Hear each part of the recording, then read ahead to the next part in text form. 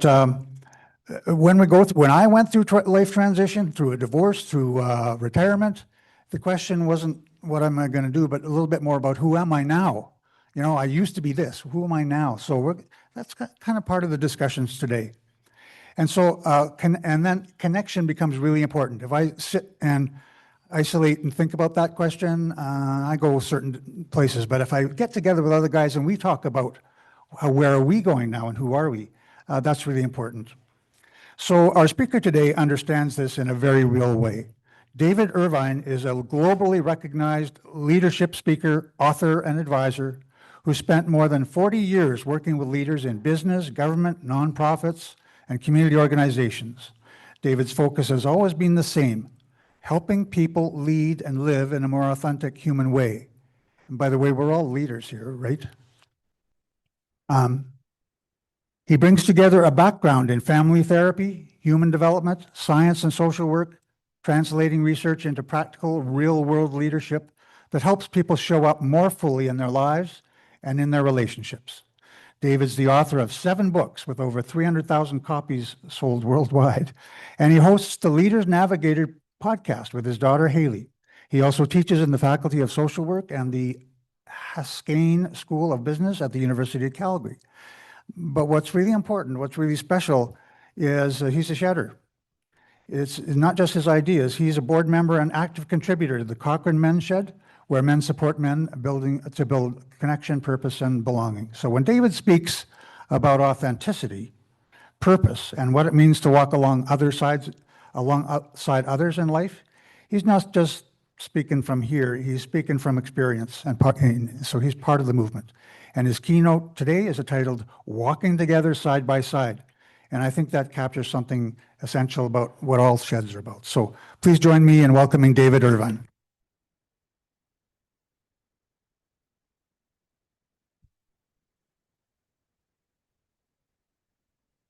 Morning. How are you? This is very cool. This is like really, really an honor, and I'm very humbled to be here. I also know. Is that mic working? No. How's that? We got her? All right. I also know you guys are like, we're here to work. You like to work, right? So it's really hard to sit for a whole day. So anytime, I've worked with grade 9s, so you can't disturb me. So you can't disrupt me. So if you need to walk around, just look after yourself. Fair enough? I just really, really feel very humbled to be here. And I got to introduce you to 2 of my shedders over there. First of all, Andy, who's our founding member. So we have membership cards. We figured we got to have a membership card. We pay $1 for them, so they're pretty expensive. But you have to have a member. Well, we make sure Andy's got 001. He's our #1 guy. So he's the guy who founded this. Andy, would you stand up and brought Men's Shed to Cochrane? Thanks, buddy. I'm going to tell you our story, but if you really want to hear a story, you have to hear. I'm not going to let him interrupt me, but he'll probably. I'm going to tell you my story, and then there's the real story, and Andy will give you that. And then we have Rick. Would you stand up? He's our one of our newer members, and just a real spark plug. And great to have you here, sir. And just been a force in our community. So I'm going to do 3 things with you folks in the next very short 40 minutes. I'm going to give you our story. Very quickly, our story in the Men's Shed in Cochrane, an area just west of Calgary. I'm going to tell you my story. I'm going to tell you how I have benefited and what I've gained from being in this community. And then I'm going to offer a few lessons and some reflections on what I've learned on the journey that might be applicable for you guys. And you know what, when I walked around the showcase last evening, and the stories in this room, I feel sincerely very humble, because I've like one story. This is my story, and any one of you could stand up here and give me your story. We all have our stories, and as what Brian said, this whole thing is, stories is in our blood, right? This is who we are as stories. So I'm going to just give you some of my perspective on this thing. First of all, it started in Cochrane with 2 women. Now, you know what? I just need to stop and give a moment of appreciation to the women in our lives. They get stuff done, right? And I would just like a show of hands. How many of you were influenced to come to Men's Shed because of a woman? Can I have a show of? So I think we all get it. that women really makes this stuff happen. And these two remarkable women, I get very emotional because I feel so much gratitude. So they're employed by by the town of Cochrane, FCSS. Now, Punch, it was your deal to start to introduce Men's Shed to FCSS. Now, for those of you outside of the province of Alberta, FCSS is Family and Community Support Services. It's really the social service department of municipal government in Alberta. And what we have found very, very critical is these two ladies were on board 2017. They said, we're going to get a men's shed in Cochrane, and we're going to support this. And they found Andy. They put an ad, I think, in the paper. They found Andy. Andy and them went to the Cold Lake men's shed, came back, and they have been driving this whole thing. So I sat with them last week, and I said, tell me the story of how you guys all came together. Well, wouldn't you know it, they went into their office. Hillary went into her office and pulled out all the flip chart paper of all the planning that they did 4 years ago, and they brought it out and they were just so proud of what we have built here. And we worked together at getting this nonprofit status. We got a board. We got a guy who's really passionate about grant writing, but we have got a lot of funding to get us started. And they always feed us when we come to board meetings and we come to advisory meetings. They always feed us. And so there's nothing wrong with getting fed, right? And this was kind of the original advisory committee that got together to say, we're going to really get this thing going, right? And there we had a parking lot. And these are all the side issues, what we could potentially do with Men's Shed here. And there was just passion. There was passion, and they drove it, and they helped us organize it. So I just need to honor Hillary and Sherry for their work. So we have been involved. The biggest challenge for us in Cochrane is just, as it is for many of us, is finding a venue. You know, how do we find a shop? And west of Calgary, property is not cheap. And so how do we do this? So what we started to do is we just got involved in the community. And we just contributed to the community, and that was what our passion was. We got displaced. There is a men's shed a half an hour north of us called the Stony Creek Men's Shed, and we use their workshop. But it's a half an hour away, and we built this little stuff. But I got to tell you, so just draw your attention to this little poster here. Behind every retired man, there's a woman wishing he'd go back to work. So this has kind of been our motto as we proceed along. We got heavily involved in our community. We just got helped out wherever we could. We got visibility in our community. And this is thanks to Cochrane Legion for inviting the Men's Shed crew to serve up the barbecue on Friday night. We hope the guests had as much fun as we did. We just got involved in any way we could. We just helped out before we can get a venue here. The other thing we started to do, folks, is we started to have a coffee meeting every 2 weeks. We just got together, and our coffee group's now probably 3 times this size. But what we do is just we get together. Got together at Phil's every 2 weeks. We still get together every 2. But then what happened out of that is we said there's a few of those men that really want to go deeper than a coffee. You know, you can have a good coffee. You can have a good conversation, but there's coffee conversations, and then there's the conversations under the coffee conversations. And we thought, who would like to be involved underneath the coffee conversations? And we started what we called a men's circle about 8 months ago.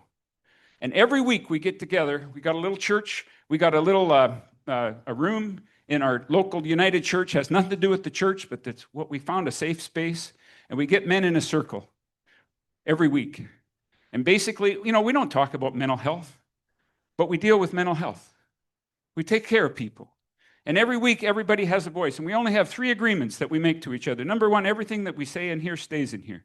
It's a confidential conversation. Number 2, you can contribute as much as you'd like or as little as you'd like. If you want to just come and listen, that's okay. If you need more support, maybe some days, you know, life is like a pot. Sometimes we give, sometimes we take, depending on where we're at. And the 3rd agreement that we have with each other is there's no fixing and there's no straightening each other out. That's a hard one for us guys. We just hold the space.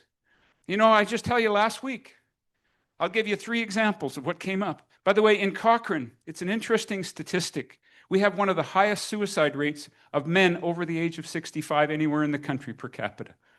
And we thought, we're going to do something about this. And we went around the circle, and one guy was grieving about the loss of his brother. And we spent time just passing the passing the Kleenex around. And the next guy right beside him is excited because he's having a new grandchild. And then the next guy was sharing that he called the crisis line, the suicide crisis line this week. And he was grateful that he had some place to come to follow up on that. And that's the kind of realness that we have when we come together. And we operate from those three agreements together.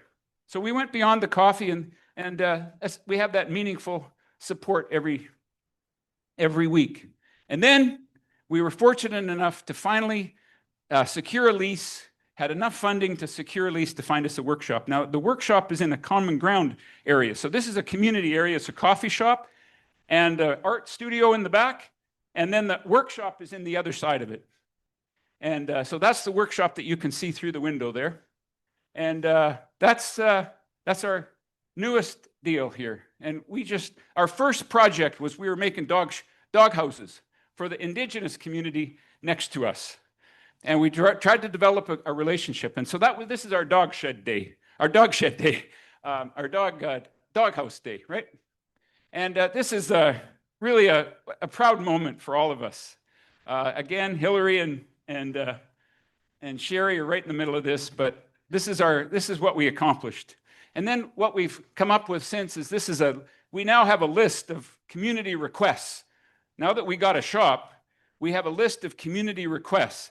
And this is going to take us at least 2 years to fill in. And by the way, the more requests we get, the more men we get, because we need to feel needed. And so what we're getting is all these requests from the community, and you can just see a sample of what we've been asked to do. And now we feel needed. Now we're getting momentum. But we really have three arms. We have the coffee that keeps going on, we have the men's circle, and we have the workshop. And it's a beautiful combination where those three areas work together. So I'm just going to show you a little video that one of our members put together after the dog shed day, just to show you. It's a little 30, I think it's 1 minute little introduction. The road is long with a many a winding turn that leads us to knows where, who knows where. Oh, no.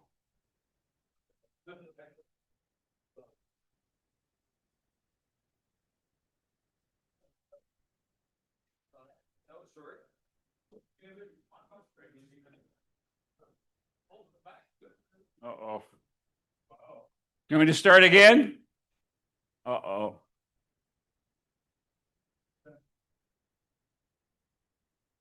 Can you just push play? Well, you got the gist of it, eh? You know what we learned? We're not trying to make any kind of an impression of it for anybody. So we're just doing this stuff imperfectly, right? All right. So now I want to tell you my own personal story. This is my dad. Now, my dad was the Canadian gymnastics champion in the 1940s.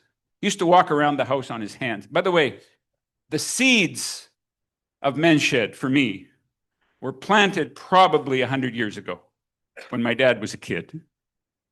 And I want to build this whole story about how I became a valued, how I value men coming together. And my relationship with my dad started this whole deal. So my dad used to walk around the house on his hands when he was like 50 years old. I didn't think there was anything particularly unusual about that, but I had friends come over and said, that's pretty cool. Now, my dad would have made it to the Olympics, but there was no Olympics in 1940 and 1944 because of the world conflict. My dad signed up for the war. By the way, there's my favorite picture. That's taken on top of Mount Yamnuska. My dad was crazy. There's about a 500-meter drop right behind my dad here. He was crazy. So my dad,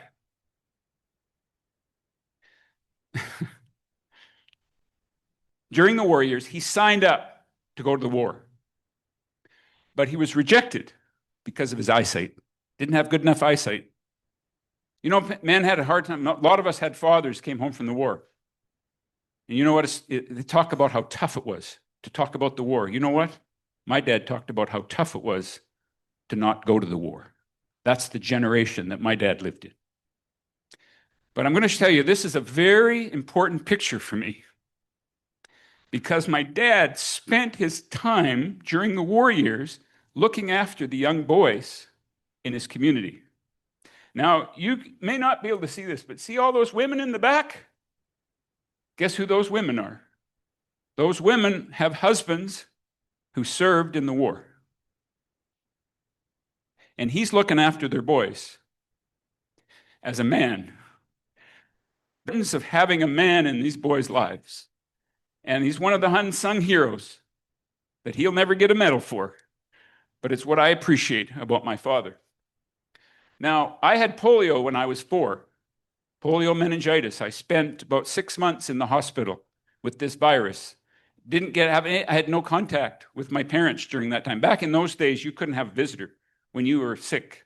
And so I still to this day get anxious when my wife goes away.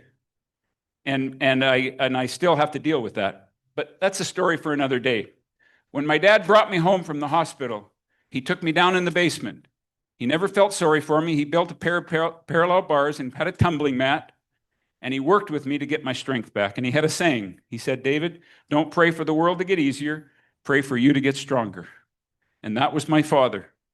And that's what I developed in a relationship with my dad. Now, my dad became my scoutmaster. I don't know how many scouters there are in here. Look at that. Hands up. Wow. Do you know why Boy Scouts shake with the left hand? Half of this group's going to know the answer to that. Do you know why now this is a right-handed world, so bear in mind. But do you know why Boy Scouts shake with their left hand? Because in times of war, you hold your shield with your left hand. And so when you're prepared to put your shield down, that means you trust another human being. And I learned about trust. And I learned about when you camp, leave the campsite what? Cleaner than when you found it. And I learned how to be of service. There was my Queen Scout recognition day. 5 of us got our Queen Scout in one day. You know what this was? This was my first men's shed. This was my first men's group. Men side by side helping each other. Men realizing that there's something special. Yes, women are important in our lives, but there's something special that we get from working together and living together and making stuff together with other men. It's a very precious thing, right? My dad also taught me one other thing. We lived on a farm just north of Red Deer, central Alberta. We went to the dump every month, take our garbage. They call them dumps in those days. They call them landfill sites now. There was a guy who lived at the dump. He lived on what everybody else dropped off. You can't do that anymore. He lived in an old trailer that somebody dropped off. He had an old bicycle that somebody dropped off. He had old coveralls full of holes that somebody else dropped off. Now, I called him this old guy. His name was Monty. I'll never forget this guy. He's probably 40 years old, but when you're a kid, he was an old guy. Had a beard about down to here. My dad always made it a point when we went to the dump, he'd take him a meal. And we'd have to sit in this trailer that stunk. And I hated going to the dump. And I said, Dad, why do we have to do this? He said, because it's the right thing to do. And it would be a torture for me. Well, when my Mom sold their farm, 1984, Monty got on his bike and rode 20 miles to our farm to say goodbye to my dad. And I think my dad was probably his only friend. So I learned very early on, you invest in the lives of people who are marginalized in your community, who aren't as well off, and you always make a point of being of service. It's a big part of my upbringing. Now, I want to talk about the transition that I'm currently in the middle of my life and talk about what this has to do with Men's Shed. This is the transition to the evening of my life. And you know what I've learned? Life is like a day, but it's not. What we're finding is we have now 30-year-olds in our Men's Shed They are the spark plugs in our men's shed. And they are, I just love the fact that there's some young people in this room. Is there anybody here under 40? Can I have a show of hands? Yeah, you guys, I'm telling you, this is not the thing is, this is, I think we get a little bit like this is a retirement group. This is not a retirement club. You feel that way sometimes? Yeah, we need you. We need your wisdom. We need your perspective. And we want to make this open. By the way, the other thing we really push is we want diversity. We want diversity of age. We want diversity of thinking. We want diversity of skin color. We want diversity of sexual orientation. We want diversity in our clubs. Would you not agree? We need that. We need to continue to push to do that. So I'm going to tell you about my own transition in my life. What I've learned is when one cannot live in the afternoon, said Carl Jung, one cannot live in the afternoon of life according to the program of life's morning. For what was great in the morning will be of little importance in the evening, and what in the evening was true will in the evening become a lie. Now, what I've learned is it's not just a chronological stage. I'm finding men in our men's shed in their 30s who are moving into the evening of their life because it's a deeper way of living. So let me share with you. The morning, I spent my entire career in the morning of my life. Here's what it looks like. How can I make a name for myself? How can I support myself? How can I build a reputation? What can I achieve? Who will go with me? It's all about achievement. The evening is, who am I away from my work? What am I called to do with this one precious life I've been given? What kind of a person am I meant to be? By the way, I meant to say this. Feel free to take these pictures and send them around. Thank you very much. But if any of you would like a copy of these slides, just leave me your email address, and I'd be glad to send them along to you. Fair enough? If they find value in you. So in the morning, it's about impression management. You know how much time I've spent making an impression in life? You know what I love about Men's Shed? There's no networking here. There's no sales here. There's no impression management in this room. We get to leave our ego aside. We don't have to impress anybody. It's about comparing and striving and proving and climbing and hustling and goal obsession, external validation and masking up so we can look good in the world. And I've spent my whole career doing that. And then we moved to the evening where we're letting go. We downsized, my wife and I, last year, got rid of 3/4 of our stuff. You know, you spend half of your life getting stuff and the next half of your life giving it away because you realize this stuff doesn't really matter in life anymore. It's about discerning and simplifying, softening, connecting, being, contentment, gratitude, and giving back. It's an internal validation. It's unmasking and it's getting real. And in the middle, you know what I've discovered? By the way, now I've become myself. It's taken time, many years and places. I've been dissolved and shaken, worn other people's faces. We've masked up ourselves to protect ourselves. And those masks have had a useful stage, but you know what? We get to a stage in our life where we say, we don't need those masks anymore. We want to be real and get those masks off. Living authentically isn't about fixing what's broken. It's about engaging in a compassionate excavation to discover our true self. And guess what? That's what we're about here, is living in a real way. Don't aim to become a person of success. Rather, aim to be a person of value. Einstein lived in the evening of his life. My dad, when I was 17 years old, took me for a walk, feeding the horses one morning. And it was on a cold 30 below winter morning in Alberta. My dad says, you got 4 months before you leave home. My last year of high school, pretty smart guy my dad was.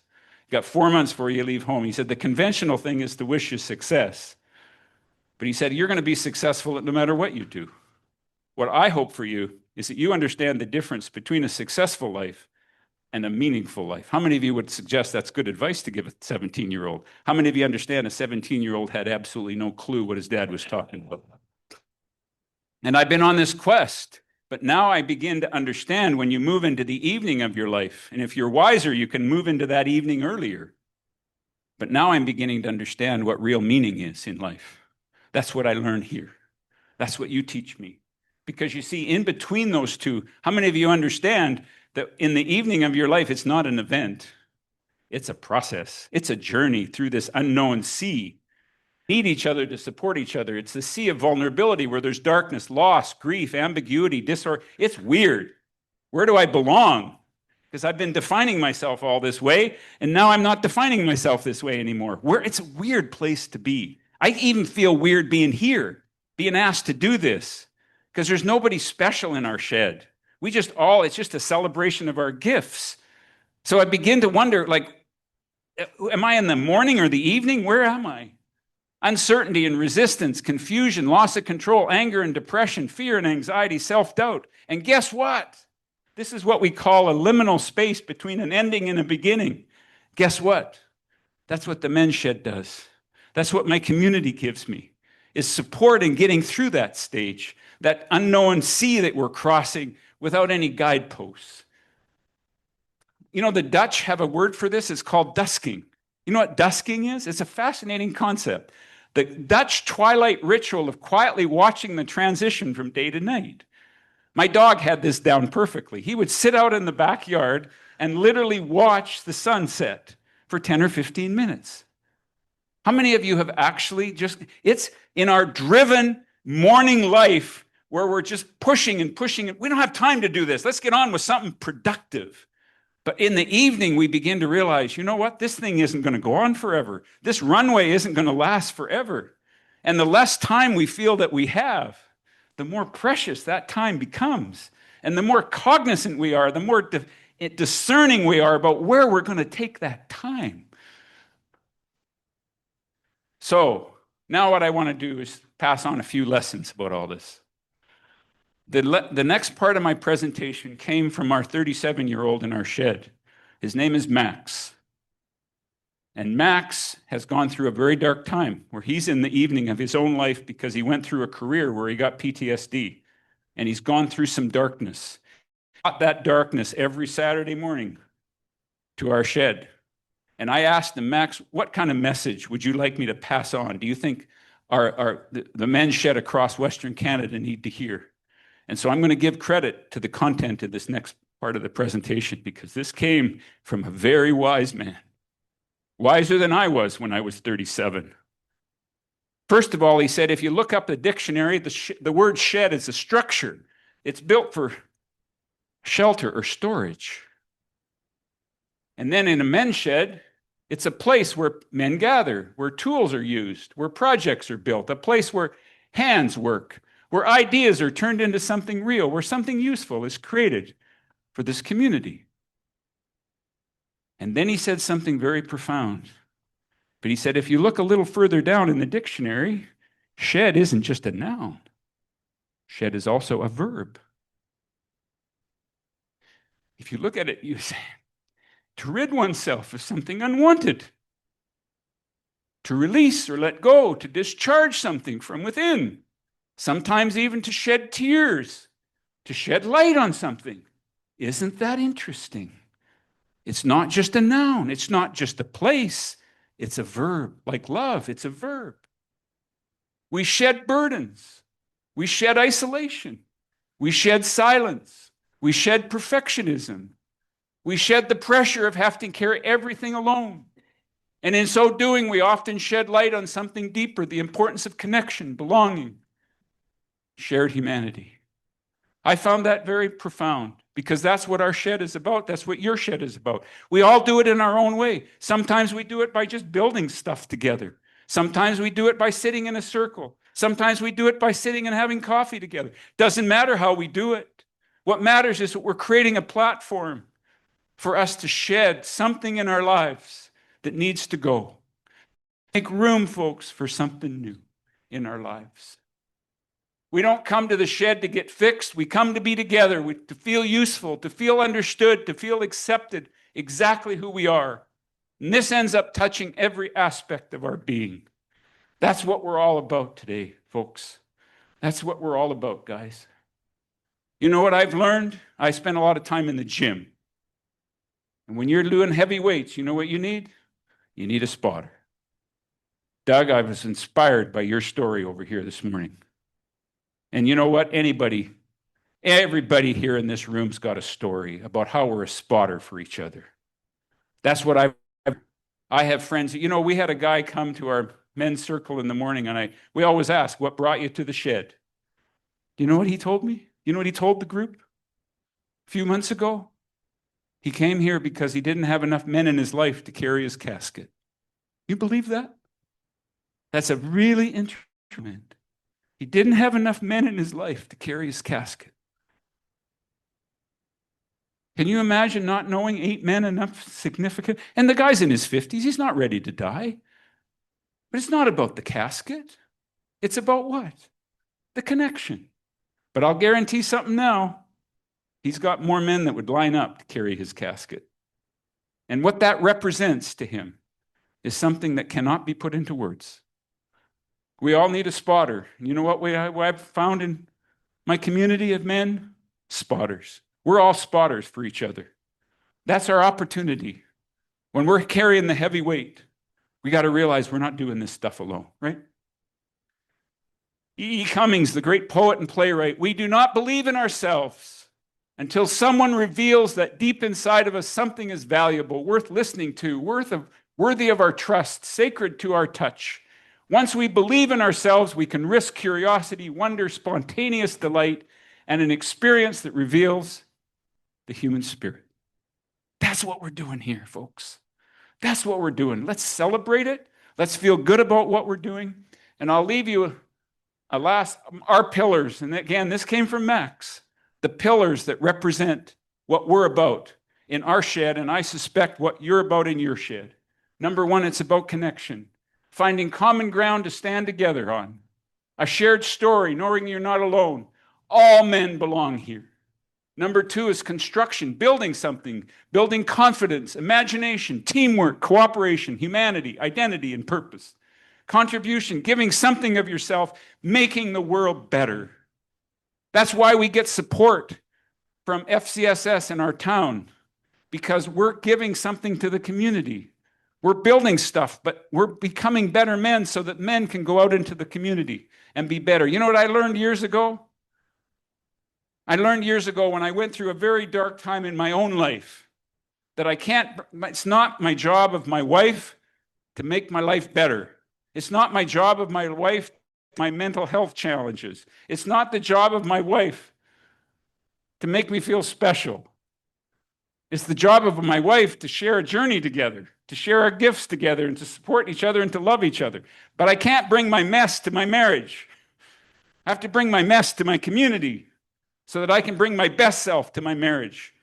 By being in the shed in just the last year, do you know what? My marriage is better. Val's delighted to see me go to the med shed, because she knows when I come back, she doesn't have to carry all of that stuff. I get to release it to the support of the other men in my community. That is significant. And then finally, it's community. I'm linked to you. I'm present for you. Honesty and willingness to share space. Conversations are real. Men feel safe to be who they are. Trust deepens, and meaning is created together. It's a great journey we're on. I'm proud. I'm proud to be involved in this organization. I'm proud to have been asked and grateful to have been asked to make a contribution to set the tone here for the day, for our 2 days together. And I'm proud to be involved in the work that you and I are doing here. Let's keep supporting each other and keep it going. Thank you very much, everybody.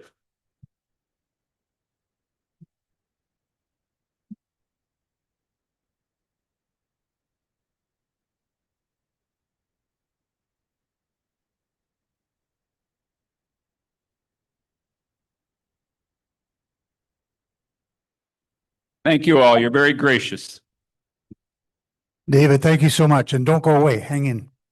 I wanted to write down 1 or 2 things from your talk that impacted me. And I got a long list, but some just hit right here. In the evening of our lives, what am I called to do? And that really resonates for me. I'm passionate about men's sheds, but I meet so many guys in sheds who discovered their passion, and we've got time to do it. We're so lucky. Another piece is about the whole other interpretation of shed. shedding something I don't need anymore. That's what my image that I was trying to present, I can just be real. And so that really struck me, ridding myself of something unwanted, like perfectionism. And then making room for something new. That's such a big part. I learned from so many guys in my shed. And finally,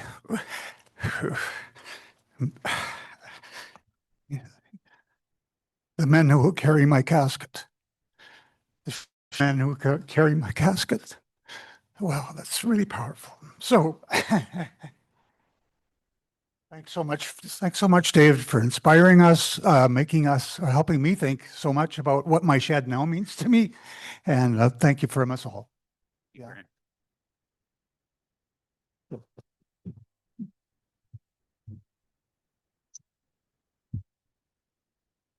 The road is long. What a great start.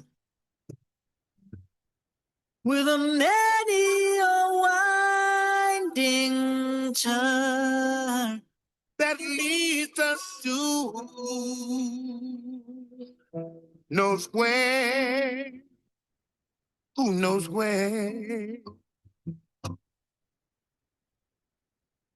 But I'm strong enough to carry.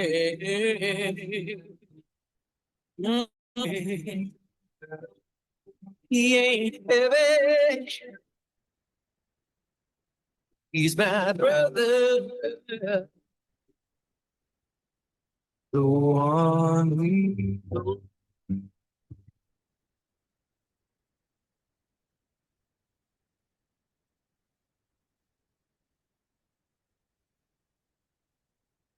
Terrific. So David said, if you want a copy